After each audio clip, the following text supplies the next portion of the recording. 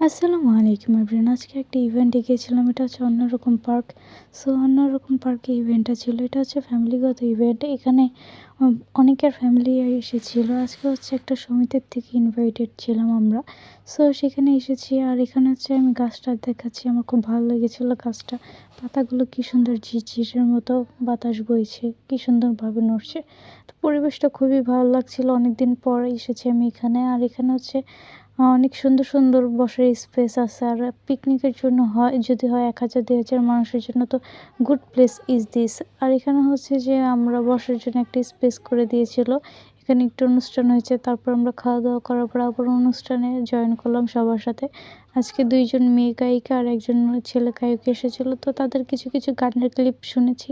শোনার পরে কিছুক্ষণ পর আবার চলে যাওয়ার প্ল্যান হচ্ছিল। তারপরে একটু ওনাদের গান শোনার পর একটু হাঁটতে বের হয়েছি। হাঁটার সময় দেখলাম যে মোটু পাতলুর এসেছে। মোটু পাতলু বলতে ড্রেস পরেই এসেছে, কিন্তু খুব ফানি ছিল পাতলুটা। মোটু একটু মিশুক ছিল, তারপরেও ফানি ছিল পাতলু। বাচ্চারা খুব মজা পেয়েছে এরকম ইভেন্টে এসে। আর ফ্যামিলি তো অনেক মজা করেছে সবাই। যেহেতু এটা একটা পার্ক, ওভাবে ফ্যামিলি আসে না, কিন্তু সেই অনুযায়ী খুবই ভালো ছিল আজকের ইভেন্টটা। দেন এই তো বিকাল হয়ে গেছে, যার কারণে ইভেন্ট শেষ করে আমরা সবাই বাসার দিকে চলে যাচ্ছি। দেন এখানে হচ্ছে যে আমি ক্লিপ নিলাম, কি সুন্দর ভালো লাগছিল, গাছগুলোও দেখতে খুব ভালো লাগছিল, লাল ফুল। তারপরে তো বাসায় এসে আমি ছাদে আসলাম। ছাদে আসার পরে দেখি যে আমার ছাদ বাগানে কি সুন্দর সুন্দর ফুল ফুটে আছে। গোলাপটা আজকে হচ্ছে খয়েরি ফুলটা ফুটেছে, অনেক সুন্দর লাগছিল ফুলগুলো দেখে। দেন আমি খুব অনেকক্ষণ ছাদে বসার পরে আজকে আপনাদের সাথে শেয়ার করলাম আমার ছাদ বাগানের ক্লিপটা। Tata everyone.